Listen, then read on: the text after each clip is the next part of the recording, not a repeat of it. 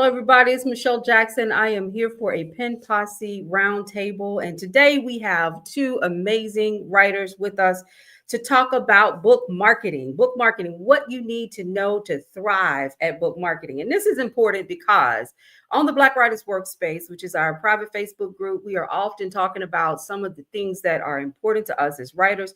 And one of those things is always book marketing. How do I market my book? How do I get my book into the bookstores? How do I get my book into the hands of readers who will read it, share it, and become an ambassador for me to let everyone know about my writing? It is so important that as writers that we pay attention to these things, that we are always looking at how to build a marketing strategy, how to position our books, how to build a brand. And so today, for the next hour, you're going to have me, Michelle Jackson, and I am the owner of PR Solutions, which is an award-winning public relations and marketing company in New Orleans.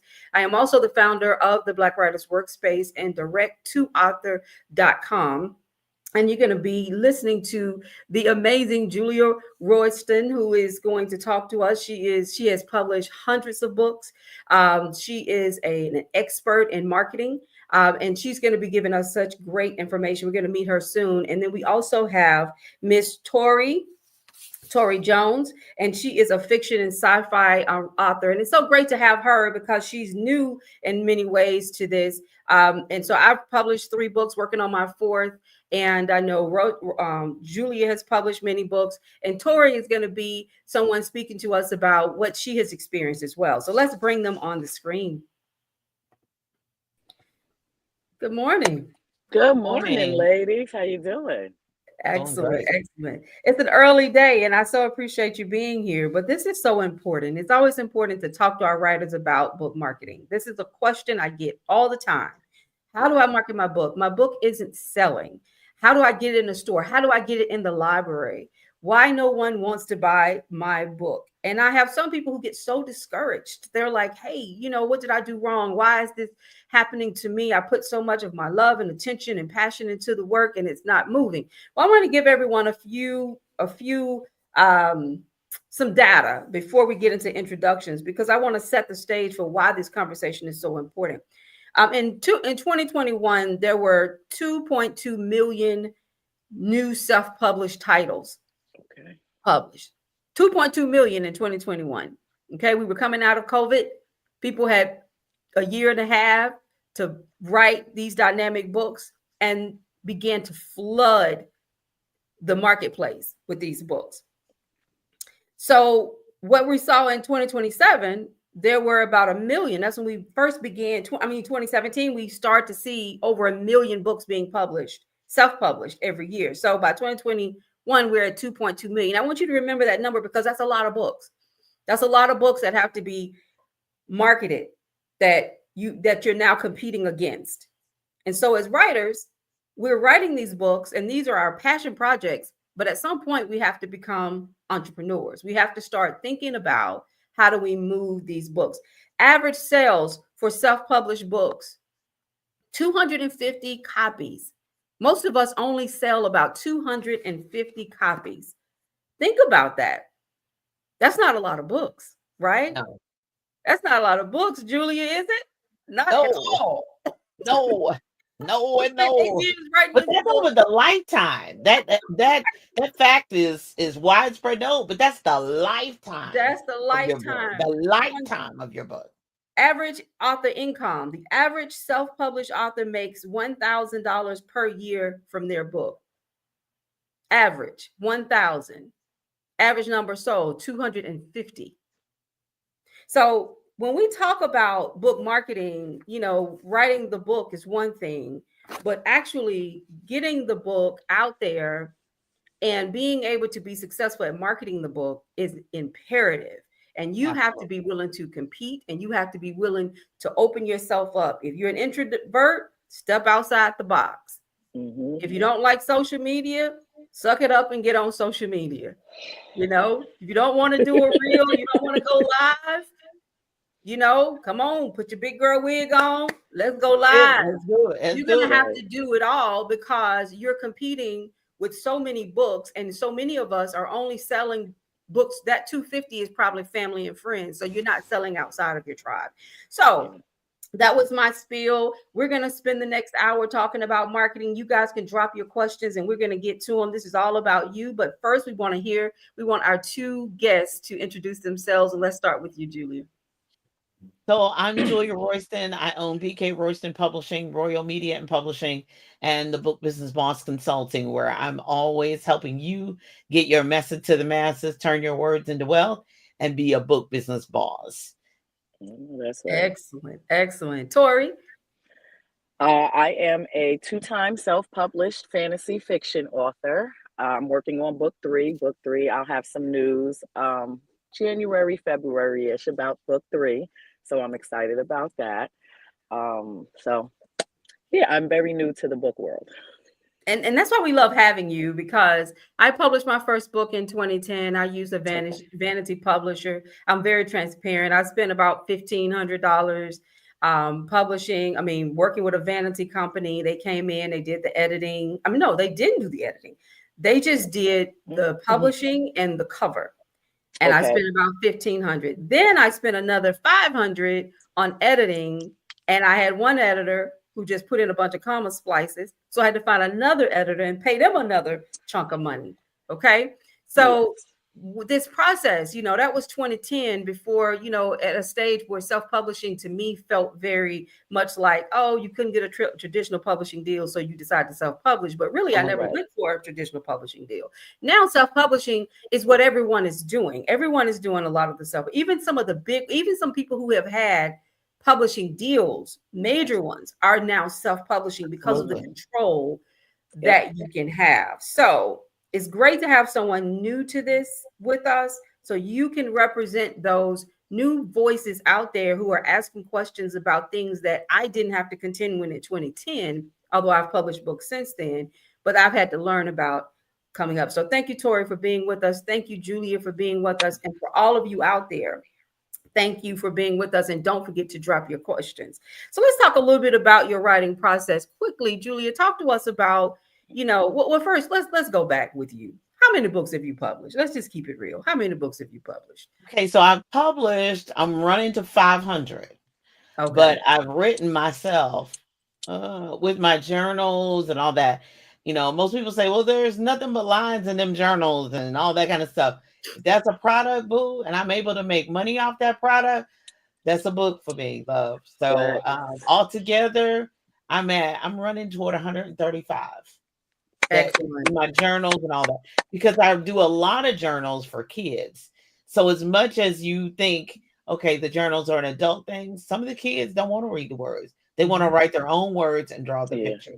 So altogether, I just outlined a new book this morning before we went live. So, I'm always in creative mode, and I have 3 that are actively fiction and nonfiction and devotionals that I'm working on myself. And any given time, I can be rolling with. This year will be my biggest year of publishing so far.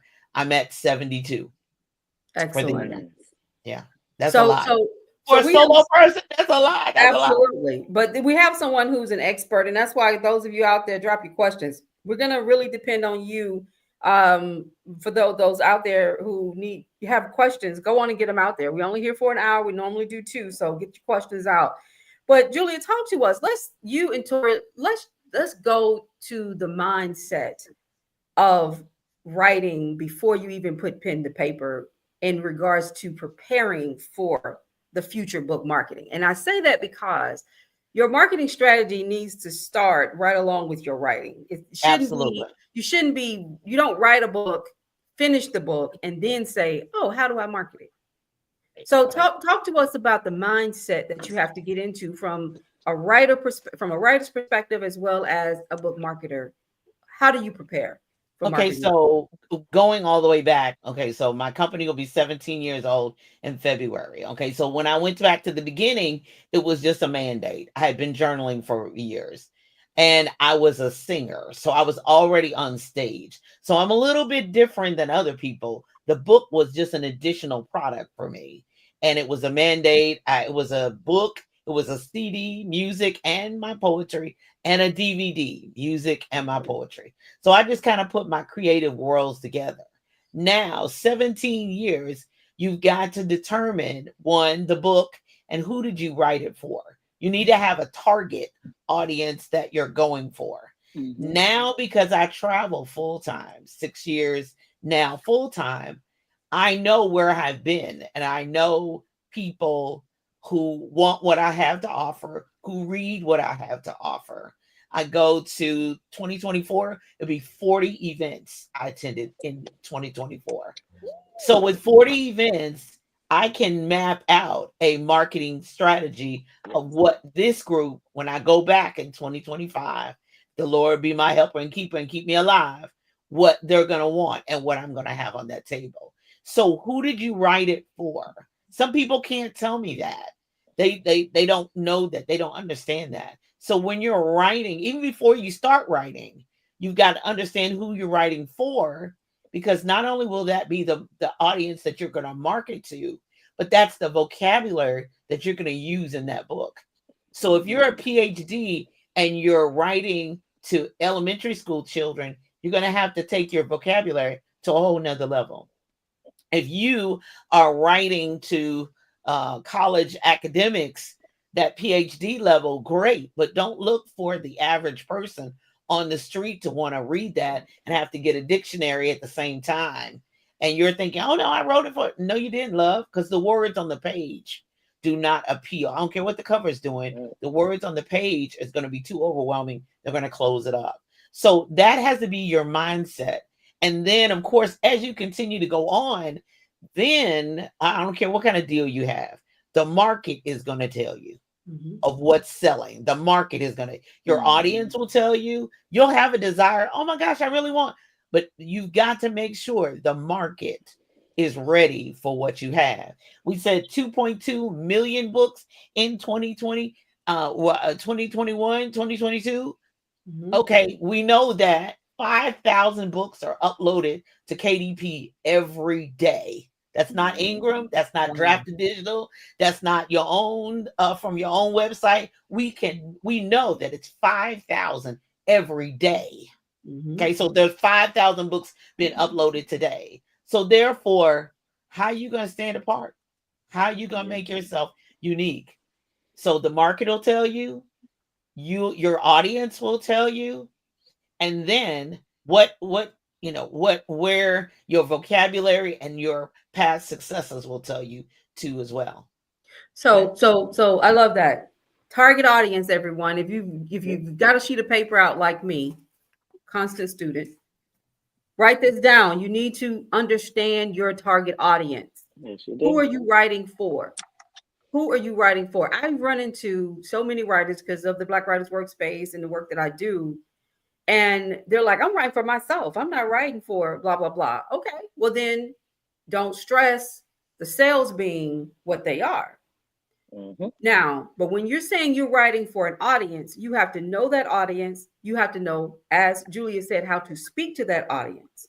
Yep. And you have to learn how to listen to your audience. I had someone, and we'll talk about book covers, who said, well, my book covers symbolizes something that's important to me. Well, the reader doesn't understand that. So you have to be thinking about, who are you writing for? Are you writing for people to read it?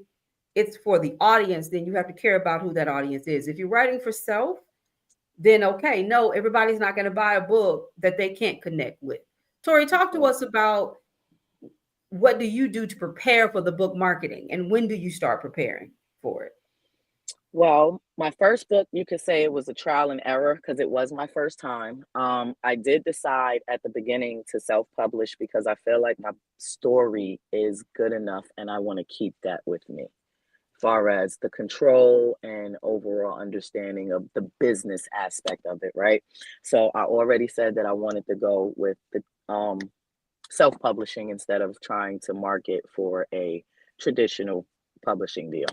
So I did not do the first steps when I started writing with the marketing part. I feel like maybe I should have started with some type of marketing plan when I first started writing the book. I actually didn't do that until I was halfway done, and I started doing like the book cover and the actual marketing tools. So I feel like the first book I kind of dropped the ball at the beginning because, of course, being a novice, I'm only doing Google research. I really don't know any authors or anything like that. I really truly decide to write this story because I feel like in the Black community where I come from, I want us to have more positive stories, more stories for us to look at ourselves instead of the regular narrative that we see about Black inner city culture, right? So my target audience, I did know who my target audience is, but it was just hard for me to get into the marketing part. Like you said at the beginning, I'm not social media friendly. I take pictures all day, but I hate talking on social media. I'll share pictures. I'll even be in pictures with my friends, but actually having to engage with social media, that's something that I've been having to work on a lot in being an author in this process. So even now you could tell I'm still nervous. I still kind of move around a little bit, a little fidgety, but I'm getting through it and learning to get over that part. Still haven't gotten over the video part yet, so maybe you'll help me with that one. And that's okay. I mean, I love that we're having an honest conversation about the mistakes we've made. I have made mistakes. My second book, From Darkness to Night, I was so passionate about writing the book. It was very personal to me, but I did not think about the audience clearly. I wasn't clear about who the audience for the book was. And it is something that has haunted me to this day because now I'm going back, a book that's 2 years old, and I'm trying to readjust and trying to make sure that I get it in front of the right people. This book was written for young women, who live in urban communities who are struggling with their self-esteem. It also is a book that speaks to those who have some mental health challenges. But I wasn't looking. I was so focused on writing the book, and so we all do that. And this is why it's important that we have these conversations, that we can start looking at, how do we go back and not make the same mistakes we made in the past so that we can put out a great product of work. And we've got a question here. And like I said, the audience is going to lead this conversation. So we'll talk, we'll highlight what we've experienced, but we're going to stop and deal with these questions so that we can make sure that our authors understand. First of all, you have a support system. That's what the Black Writers Workspace is about, supporting you.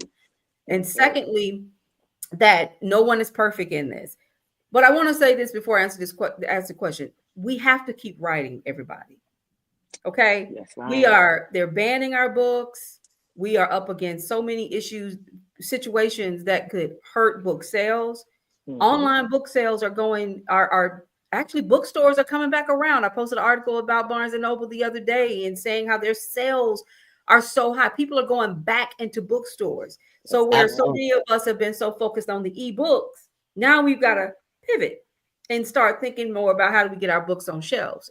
So there are a lot of things, the culture, politics, so many things to consider, but we have to keep telling our story. So we have a question here from Naomi. She says, I'm a beginner writer. I want to be consistent moving forward. I have been looking for opportunities where I can master my craft. Any recommendations? I live in Toronto. I don't know Toronto, but I can tell you there are a lot of online workshops. That's right. You can get involved in. Black Writers Workspace. We have a new website. We also have an exclusive program that have master classes. We're hosting a master class this week on Thursday night with Shelton Epps, who is a award-winning TV producer. He's going to be talking about writing for TV and the big screen, and he's also a playwright. And so talk to us, ladies. What kind of resources did you tap into when you were, a beginner? Okay, so not necessarily for the beginner, but another writing space. Of course, I do have one-on-one sessions that I can offer for a writer for strategy or Royston strategy session. So visit there, roystonstrategysession.com. Secondly, I also teach at the Carnegie Center of Kentucky, which is in Lexington, Kentucky, but they do virtual all the time. They do webinars. That's what it's sponsored by Carnegie Mellon. So it is a part of that foundation. So they have all types of sessions. The catalog is 40 pages, and most of it is about writing. So they do virtual, they do in person, of course, if you're in Kentucky. But if you're outside of Kentucky, there's no problem. You can just log in. I've taught the online classes as well. I don't know about Toronto, but I would look around at the universities there, the colleges there, if they offer any type of courses there. I don't know about the public library system, but in the US, there's always something happening with writing and books in that format. But go to the fine arts departments, the English departments, and ask what they do on a local basis. There's always hopefully a writing group that meets. Sometimes they're free, sometimes they are paid, but you need to writers build other writers. And when you're around other writers, that's how you hone your craft. So there's virtual spaces, Black writers space, all of that. Just look for research around it. I do writing workshops all the time, group and otherwise. So yeah, that's always out there. There's always things out there and available. I Tori, definitely take, I definitely take advantage of, I'm a project manager by day. So I take advantage of the writing opportunities that they have professionally with my job, with different programs that I see with the PMI Institute, different things like that. So I do agree with you as well when you say go to the colleges, go to shoot, you can even, depending on where you work for or what you do with work. I know a lot of writing workshops. For some reason, I've been seeing them for the past decade in a lot of spaces, especially in the corporate spaces. Just writing workshops, webinars, different things like that. And like you said, some of them are free, some of them you have to pay for. I actually paid for 2 of them. One of them was very informative and it helped me a lot, but the other one was more of a technical writing thing. But even though I'm writing sci-fi and fantasy fiction, I kind of feel like it did still help me with the technical writing, right? So just write as much as you can, read as much as you can. That's another part of writing that people don't understand. Reading. You have to read, and don't always read your genre.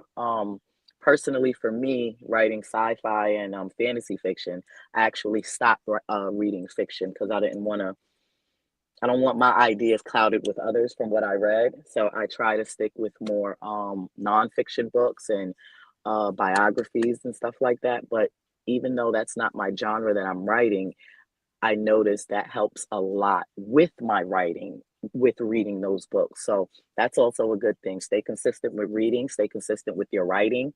For me, I make sure I'm on a schedule, especially when I'm actively writing a book. Even when I'm not actively writing a book, I still have some type of writing time to where I'm still writing to make sure my craft is still being worked on. And again, with me being a project manager during the day, I still practice that author, that author drive coming from, writing my emails, writing contracts, writing correspondence to certain customers, especially high profile customers. I noticed I put my author hat on, and, a couple of times my coworkers have teased me like, we could tell you write books. Like, tone it down just a little bit. Don't make us little people feel small. But, but that's what makes me enjoy what I do too, because I literally use it versatile throughout my life. So yeah. Well, that's exactly it. I mean, you tap into all the types of resources that you have. I went to meetup groups locally here in New Orleans, and that was very good because I sat around the table with people who weren't like me, and they got to read my work and give me feedback. Writing for just really tap into. There are so many different programs. I got into like a fellowship program and with the Martha's Vineyard publishing company. I don't know how I got into it, but that's been really helpful because you're around different types of writers. And that's something I learned, is that everyone doesn't write the same. And I can tell you, and our experiences are so different. Not that of course we don't write the same, but our experiences from cultural experiences are very different too. Yes. And I had to learn that. So it's really good to be around different people coming, writing, I write fiction. So they may be writing some 17th century, historical fiction, or they may be writing, there's just so many different ways that you can write fiction, but hearing people connecting with them as they write in their own very unique genre helps you to kind of broaden your mind. Let's take this question. Talk to us about building your audience, and we want to try to keep our answers down, to maybe 60 seconds so that we can get in all these questions because they're coming in fast. But the building your audience piece, Julia, talk to us about that. How do you build an audience? Well, first off, have something that they want. And two, your personal page may not be where your audience is. So you may have to get on another social media platform. You may have to build a business or a specific book and writing page and actually seek out. You may even have to pay for an ad to actually find people who are interested in fantasy fiction, romance fiction, people who have children who want to buy children's books. And then fourth, you need to stay in communication with them to build an audience and build a following. When you have a person who buys just one book of yours, then I started off with notebook paper and I got their name. If it was an in-person event, name, email, and phone number. And I built a list and I started communicating. I've been doing this for 17 years, sending out a monthly newsletter.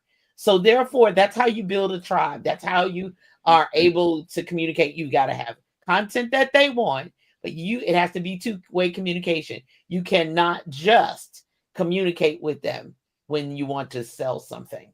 It must be constant, consistent communication. Okay. I 100% agree. I think it's important that we focus in on a couple of things too. Because of social media, you have to build a brand for yourself. Okay, you want to stand out. If you're writing a book that's a children's book, you want to make sure your posts are around your children's books. You want to make sure that you're talking about children's books. You want to, you want people to connect you with the genre. And you want to use these resources that you have well. It's exactly what Julie said. You want to be marketing or at least collecting information everywhere you go. If you're going to be at a book fair, you need to be taking people names and email addresses and getting them to opt in. Start a newsletter. That's a great way to do it. I do the same thing. But I'm going to take this in a different direction because I started the Black Writers Workspace during 2020, during COVID. Wasn't trying to start this big community. I was just trying to create a private space for a few people I knew could talk about book writing. And now we have over 17,000 people. Now, I can tell you starting those types of communities can be very, very helpful for your sales and your brand. So that is another opportunity for you if you can get people to, gather them. Now, I can tell you, I curate the page. I approve everybody coming on in every post. So I'm not going to tell anyone that this is easy. This is every day, all day I do this. And I've been doing this now for 4 years. But I have been able to get exposure to a huge group of writers and a huge group of readers. So that helps me with my sales as well. So that's a really good one. Let's take this one because I love this question. Tori, we'll start with you. How do you keep up with all the platforms you have to manage as a writer? I love this question because there are a lot of platforms. If you are doing social media, e-newsletters, oh man, I write on medium.com, so I blog. It's so many. It's a lot. Yes, it's a lot. I will honestly say it's a lot, and I'm not doing as much as I could be because I'm not a big social media person. So I'm trying to incorporate scheduled posts, scheduled stories, because I'm not that social media friendly. For book 3, which I am excited about, I do plan on introducing myself to a few more marketing strategies. When I'm out at book readings, I do that a lot when I'm in the DMV area. I'm trying to do some in New York now that I moved back to New York. So when I'm outside doing my reading engagements, I get a lot of compliments on how I tell my story. So I'm going to try some new marketing strategies with social media and just record some videos of me reading portions of my book with different props and stuff like that to keep, the audience interactive. So I'm going to try that. I haven't yet, but I'm going to. But like I said, I get a lot of comments and compliments when I'm reading my story in person. So I'm gonna start utilizing my personality, I guess, for social media. Again, it's hard for me to express myself on video. I don't know why. Just always been that way. So I'm gonna do something new. Far as keeping up with all of this stuff, I think having a schedule, people don't understand how much time management is important. Um, I really try my best not to have myself on social media more than an hour a day, far as just consistently doing stuff on there, because sometimes I feel like it's a waste of time too. I'm actually using Chat GPT right now to help me with some marketing strategies. I feel like we need to utilize that space a little bit more. So I do ask for a little bit of help in my book marketing advice when I use Chat GPT, and they've actually gave some really good advice, and I started following it, and I noticed my Instagram has stayed consistently um, with 3,500 views a day. So um, I'm getting better with that part. Um, Again, time management, knowing I, what I you're like trying. I like Go what ahead. you said. Let's talk about AI a little bit, ladies. I mean, that was a great thing to go into this. Everything that Tori said is true. You can schedule. All the sites now will allow you pretty much to schedule your posts. Yep. If you're uncomfortable with posting yourself, hire someone who can do some static graphics for you, and then you Okay. can just post those. If you're not Okay. comfortable, I always train when I do my marketing training is we look at your confidence level. You know, how comfortable are you doing certain things? Because it's based on you. If you're not comfortable going live, then don't go live because you're going to lose it can be very uncomfortable for you to maintain that. But Yeah. Right. maybe instead of going live often, maybe if you do want to break into it, try it just once a month, Okay. but you can do Okay. fun things. You can do avatars, you can do voiceovers. It doesn't have to be your Yes. face, but it could be your voice. The internet allows for so much stuff, and we have so many apps, guys. These apps will do anything you want them to do. Trust me, I create all types of graphics and videos, and I mean I use Wave Video. I have that costs me a couple of dollars a month, not bad, but it will do all types of things. I can do voiceovers, I can create promos that look just like commercials. Oh So it's a wow. lot that Okay. you can do, and you don't necessarily have to use your face, but you can utilize your voice, your ideas, or graphics well, and it can really move the needle. But when we talk about AI, because a lot of writers, I can say a year ago, it was, oh my goodness, writing, this is going to take everybody's job. Nobody's going to want to hire a writer. Julian, talk to us about, do you Oh use my AI in God. any way? What do you think about it? Well, it's a helpful tool for me. I don't Yes, care it what is. anybody says. Okay, Tori, one thing about your in person, always convert your biggest audience. If they enjoy you, then you need to have a way to convert them right then. Don't worry about them going to social media. Hit them right then. That's where that list with their name and the information. If they come up to you, make sure you capture that and then Okay. connect with them. Okay, AI. I use AI. Well, first off, let's go from a year ago when everybody was mad and panicked about it. Now AI is embedded into everything we do, whether you That's want to right. know it or not. Your That's right. emails, your texts, your corrections when you're writing an email, your texts when you're trying to anything, social media, they'll correct. Is this what you meant to say? So let's get away from there, and then let's move forward. Now, we do have to look at the copyright of it. We do have to determine thoughts on using AI for cover designs. I have used it. I have done it. Okay. And when you upload to KDP or anywhere else, you got to tell them what AI software you used if you used it. So Okay. that is a requirement now. So they're understanding that it's there.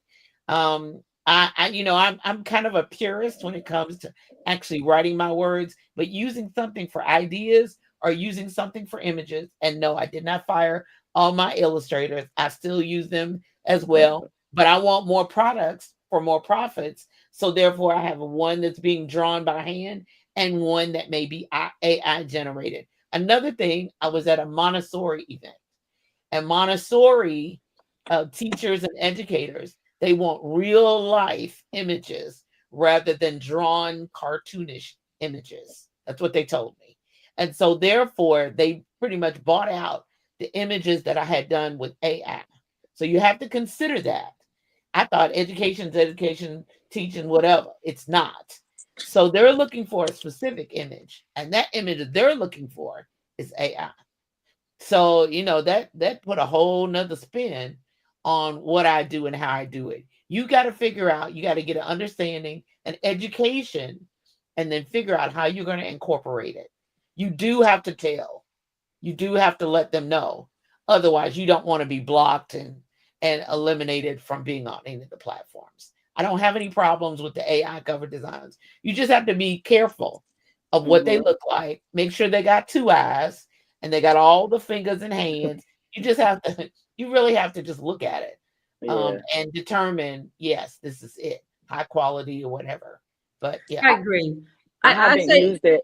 I haven't used it at all for my cover designs, Mhm. but I use it for the marketing strategy. I use it for even if I have an idea for a post, but I'm not sure if I'm like getting the idea right. So I'll put yeah, it in there and say, just clean this up for me real quick. And then it'll list right, out yeah, everything that I want to do and say. And then that's when, I'll tweak it myself. You know what I mean? I don't ever just copy and paste and just use whatever it spits out. I definitely, I like the personal part of writing. So even if I put a paragraph in it just to say, fix the grammar for me, I'll use that. But yeah, I think we have to stop being afraid of innovation. I agree. That's everybody. That's writers. That's everyone. AI I isn't agree. going anywhere, just like social media isn't going anywhere. And so let's figure out how do we use it effectively. That's It's right. not. I am not fearful of it writing books that are going to sell more than mine because I'm a human with a heart, and my writing is very passionate. And so I stand behind that. But I do use AI. I haven't used it for a cover, and I don't use it to write my books, but I do use it to help with my blogging. And I will literally let it write a blog for me. But what I do is it has to put the sources because I don't yeah, trust all the sources. And I Hmm. will let the readers know that this was AI generated. Because sometimes there's just data I don't have time to collect, but AI can do it. And we want to, I like having data behind what I say. And so Yeah, I've been using it for blogging. And of course, I use it Grammarly to help correct, that's clarify right. my sentences. I mean, honestly, it has taught me. I'm learning how to write better oh because yeah, of AI, to be yeah, yeah, honest Absolutely. with yeah, yeah. you. And And and in that's different something, voices. And yes. in different voices. Make this Mhm. a sales. Make this in the voice of an 8-year-old. Make Right. this. Yeah. I love that part. It Yeah, really I love has that utilize it. been part. helpful. So Yeah. we've That's got to, let's not be afraid of innovation and technology because it's not going anywhere. And sometimes we that's spend more Absolutely. right. time complaining about it and then learning it. And then we as a community become very get behind. The Right. world is going on to level 12 and we're on level 8 because we're too busy Yeah. complaining and worrying about it taking a job. So let's not do that. But it's a good question here. What other marketing strategies besides social media and social media ads can you recommend? I would recommend the e-newsletter. Yeah. Email marketing is very, very powerful because you're dropping that information in your reader's box. Yeah. And a lot of people will say, oh, it's going to go to spam. Well, okay, you send out 100, or 1,000 to 1,000 people, and 500 people get it, and 50 of those people buy a book. Guess what? That's It's 50 people working. that bought your book. Exactly. No, I, Exactly. I, I agree. No, I agree 100%. The e-letters, I would say, in person, book readings. People don't understand, like you said earlier today when you started, people are going back into the bookstores. Mhm. I remember when I first wrote my first book and I did not do an ebook first. I did my physical book first. And I remember people saying, a few people, and of course, this is, your inner circle. They're like, but no, everybody read ebooks. I said, no, I'm telling you, people read books. I know I'm not the only person. People like to feel and read the paper and feel and look at the paper. And now that we're seeing um, wine and book. We're starting to have bars and books now in different places. I've discovered 3 of them in New York since I've been back in New York since the summer, and it's amazing how we're getting back into reading besides social media. So I would suggest, besides social media, try to get outside, try to go to the different book events, go to the libraries.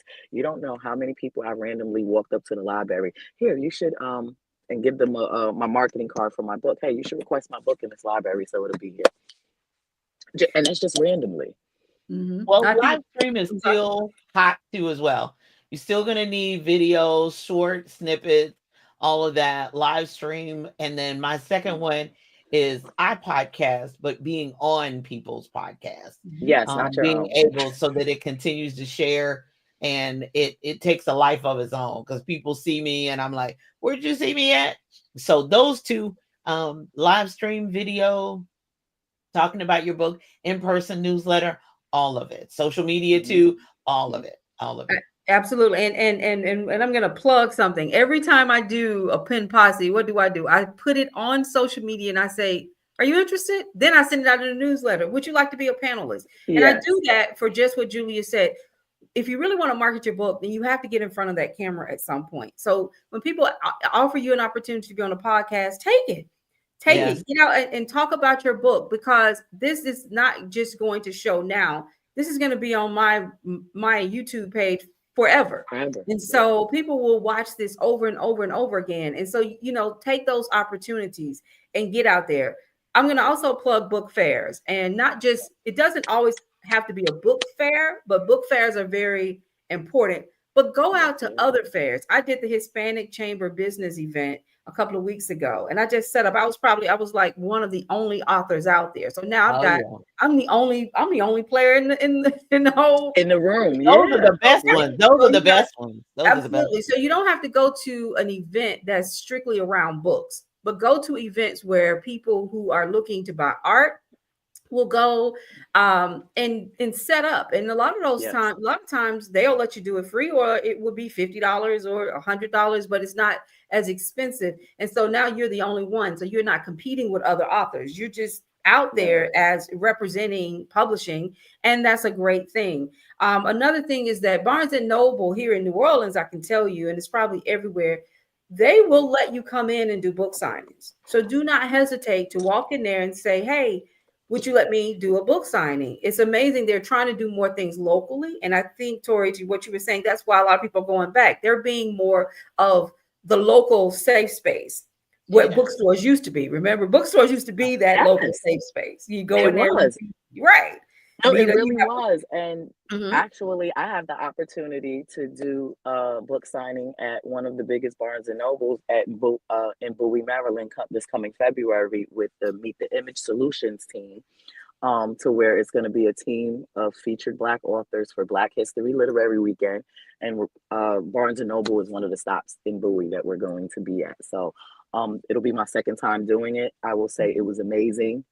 I was very surprised at the crowd that we drew to that Barnes and Noble, to where I actually sold 10 books that day in Barnes and Noble.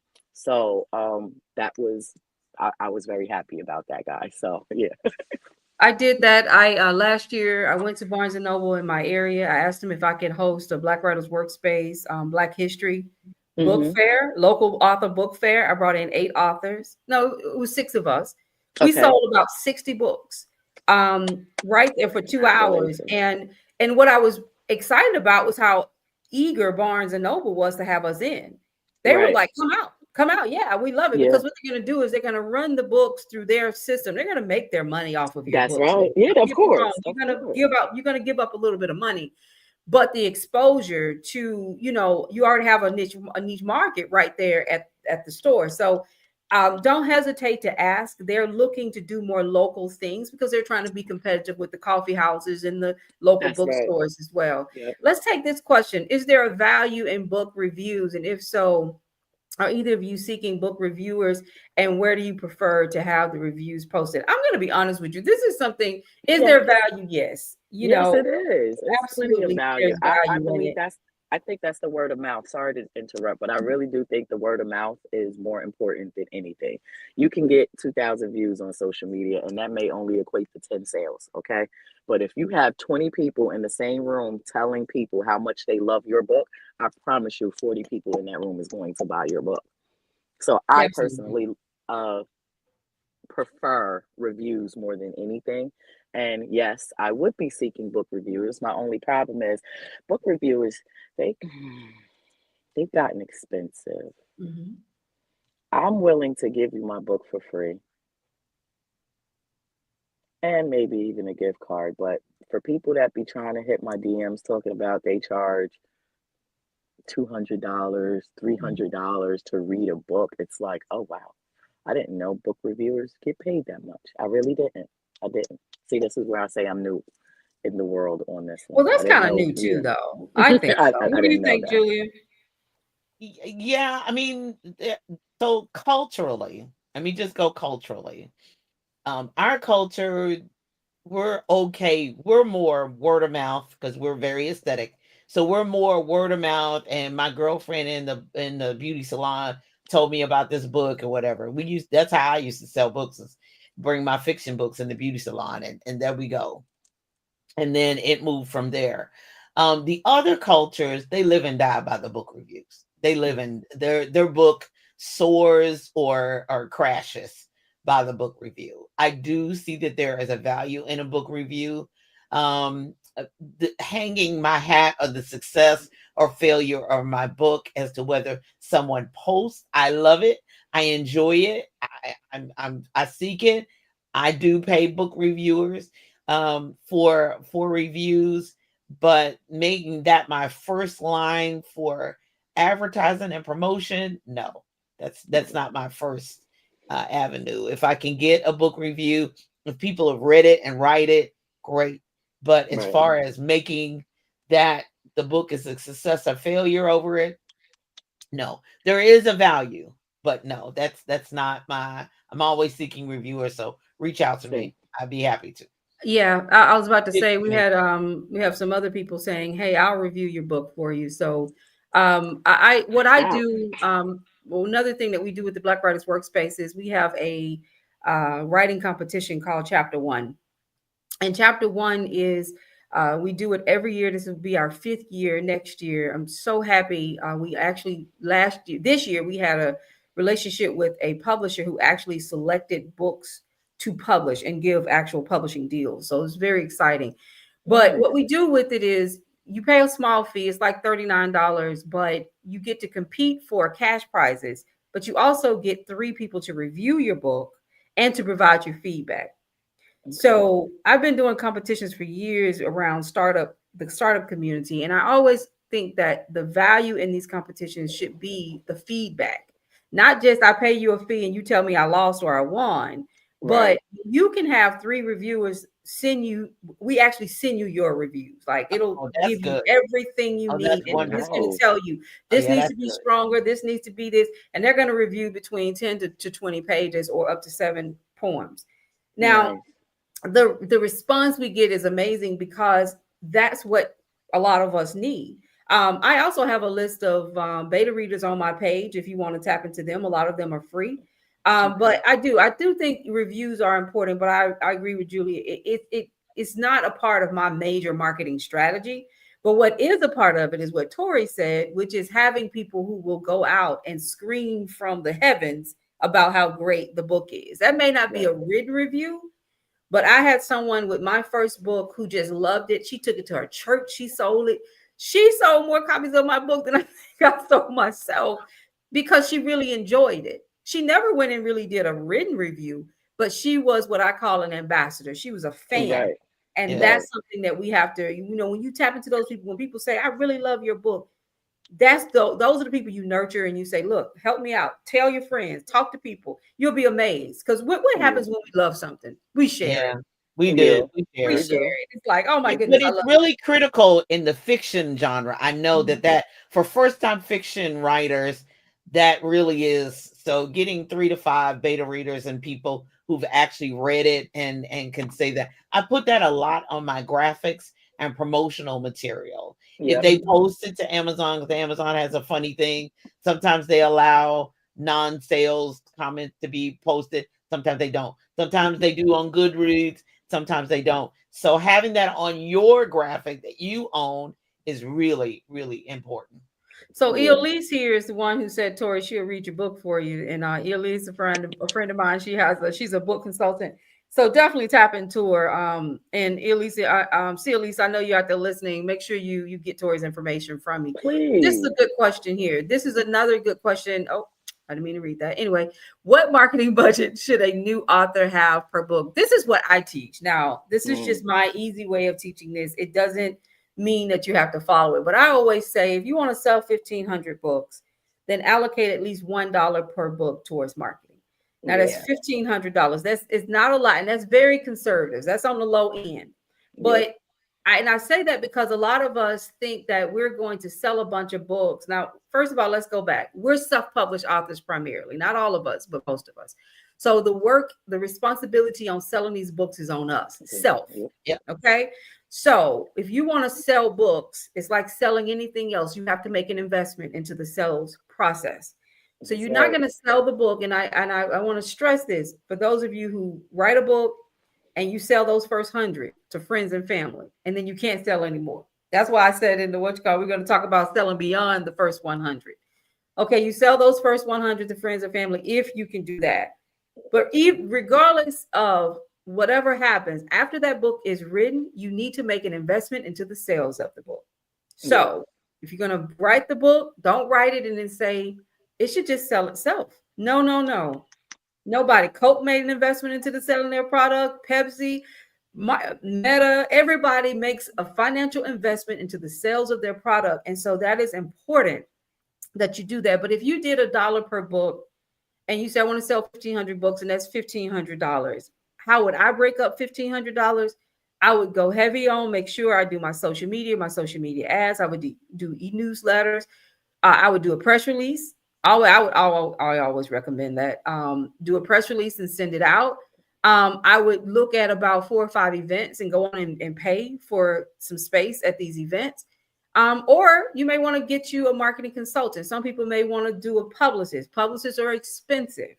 But if you know a good publicist that you can get, I know last one quoted me $500 a month to do some, but mind you, they're boots on the ground. They're going to try to get you on TV, get you here, get you there. You have to have a niche. You have to have something that's newsworthy to do that. But that's how I would look at spending that money. Anybody else want to chime in? How do you allocate for your marketing? All of those avenues are exactly what you said. Exactly right.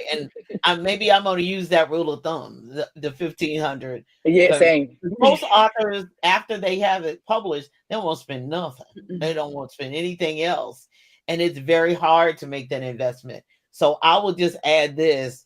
What you put in is what you're going to get out. But you need to be as educated and strategic about where you position your book as possible. You need someone to help you position it in the right place with the right audience. And you need to make sure, I self-published my first book. I went a vanity press, my first book. I understand that. But after that, moving forward, I have to have somebody else look at it. And does it make sense? So you got to have the investment, but you've got to make sure you go back to the beginning and that book looks right and makes sense for what you were trying to say, but does it make sense to the audience that you're really trying to reach? Because if it doesn't, you'll have that box of books for a long time, no matter how much you're promoting it. And no matter how much you invest, but you're going to have to make an investment, if nothing else, in marketing, advertisement, promotions, but education.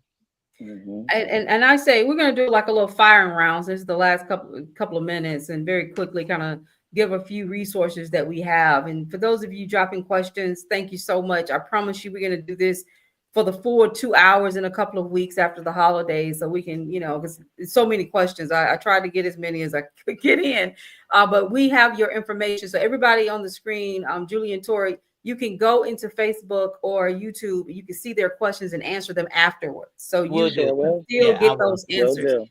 But I definitely want to say a couple of things about this book marketing thing. First and foremost, you got to have something good to market. Okay. Yep. So you can't market something that's poorly written, poorly edited, poor book cover. It's not going to move. And I always say, when I say move, I mean beyond the first 100. The first 100 is friends and family. These are people who love you and will buy anything from you just because it's you. I'm talking about to a larger audience. Yeah. So when you talk about, you have to have a dynamic book. It needs to be something that is edited. Let's talk a very quick second. Let's just two of you give us some editing tips, because I want to make sure this is important to me. If we really want self-published books to get the respect they deserve to get, because I read great self-published books, and then I read some that are not ready. Absolutely. We have to edit. We have to look at editing. And I know Grammarly is one option, but you also, AI is an option. But I am a big stickler for professional paid That's editing. right. Anything, Julia or Tori, you want to add to that? Put after you finish the first rough draft, put it away for 2 to 3 weeks, bring it back out, read it out loud. Let your ears and your mouth hear it together. Yes, should be professionally edited. And number 3, get you 2 or 3 beta readers that you trust. Go to Michelle's page, find some of those beta readers, and let them read it. Yep. Those are my go-tos. That is my go-tos as well. I first use Grammarly. I always use Grammarly, like I said, in the PM world. So I always use Grammarly. And then after that, I have a friend that's an editor. She's actually in school for editing. So I let her read a lot of my chapters as well, before I finalize it and send it to an editor. Another important piece, you have to find an editor that's for you. A lot of people don't understand that. I didn't understand that with my first book, and I was exposed to an editor from one of my groups, and I will honestly say I regretted it, and I spent a lot of money. I think almost $4,000 to get my first book edited, and unfortunately, I had to also get another round of editing, which was another $1,000, because the first editor, come to find out, she was a Christian-based editor, and I specifically asked, was she experienced with editing and reading sci-fi fantasy fiction novels. It wasn't until the end that she decided to tell me this was her first book. She lied to me the first time. I hear this all the time. So guys, she lied. So it's that you have to. And even if you have to do just a little bit more research on them, because mind you, I'm a research driven person. So when we met and we spoke, I asked the questions, I looked at her website, I looked at the people that left her reviews, I looked at their books, and it seemed like she was telling me the truth. Yeah, but you have to, as we got into the process of the editing piece, unfortunately, I can tell that she wasn't. So it was very disheartening that I spent all that money and still end up having to pay for a second editor as well. Okay, and then that's something that everybody think about who you're getting to edit your work. Make sure they understand your genre and your tone and your references, because sometimes there are some cultural things there that you have to consider as well. So, but editing is key. Please use professional editors, because you're too close to it. It's your baby. All right. You're going to overlook things by reading it. Don't get me wrong. I edit my own work probably 5 or 6 times before I send it off to the professional editor. So, of course, but definitely do that. Let's talk about book cover design. Now, something I want to say about this, because I have the directtoauthor.com, which is a website you can upload your book. We market your books for you and offer some marketing resources.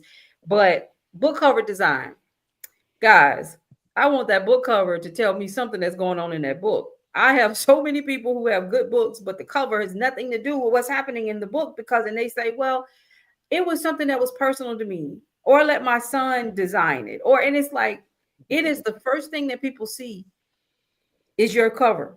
So if your cover is no good or poorly done, then it gives the impression that the work has not been done professionally. So just care about your book cover. And with self-publishing, you can change your book cover if you need to. I've changed both of mine. And so I'm guilty of that as well.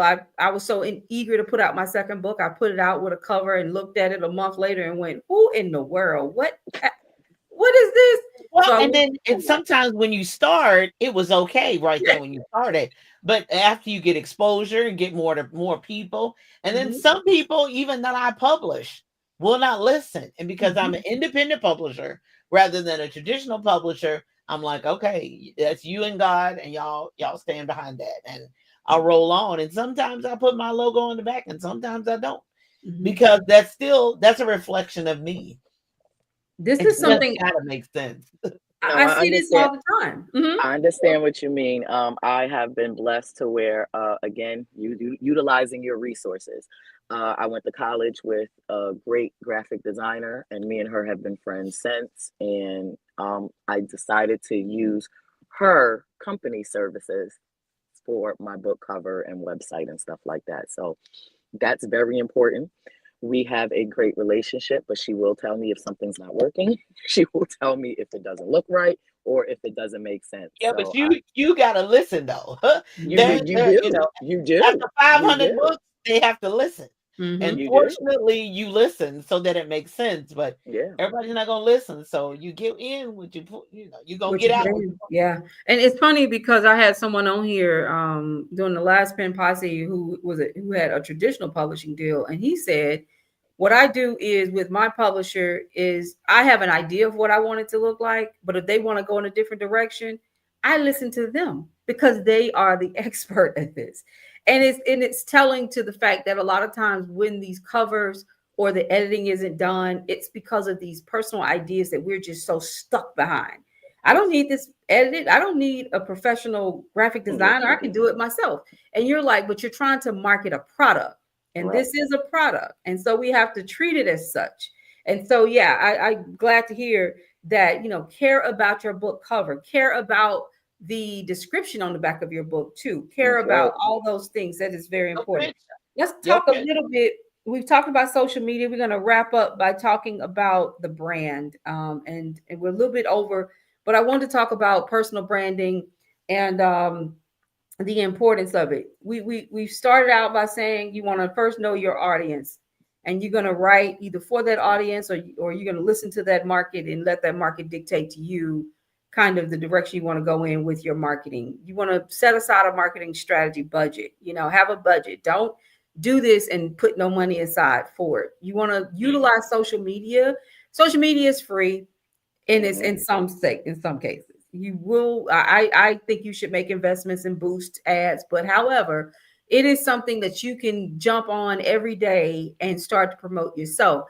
Now, we didn't go into what you should be putting on social media because we don't have enough time, but that'll be something else we talk about. Don't heavy sell people. I just that's my only word. Don't buy my book, buy my book, buy my book. Give me a reason. Tell me about your characters. Like drop me into the storyline. Make me feel like this is a story I really want to know about.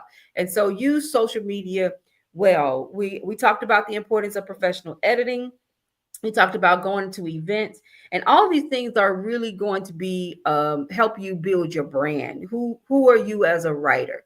And somebody I want you to think about is Terry McMillan. I don't know if everybody know Terry McMillan, but she's written a million great books. And she I don't know if she's still doing this, but on Twitter, well, X now, she had this amazing page where she was just talking about things from a random perspective, but she was also so insightful and funny and controversial. And so she was utilizing social media to continue to stay a part of the conversation around writing. And you would think, why would she need to do that? She sold probably millions of copies, but because this brand that we build for ourselves is something that we have to continue on. So if Mm-hmm. you are writing sci-fi, then when I see you on social media, I should know that that's what you do to a certain degree. Yes. Um, it should follow you. So let's wrap up by talking a little bit about this idea of building these brands as writers.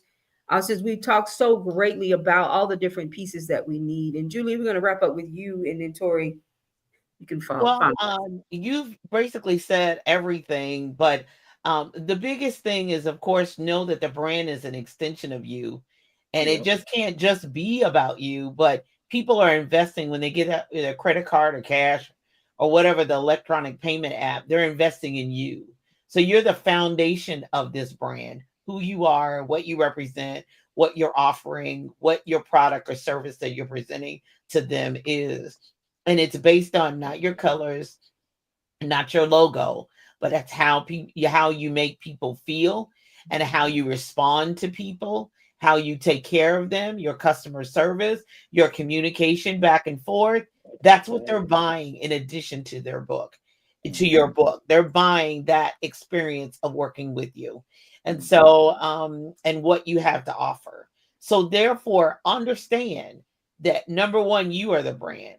Then number two, what you have to offer should go and make sense with the brand that you represent. That's right. Absolutely.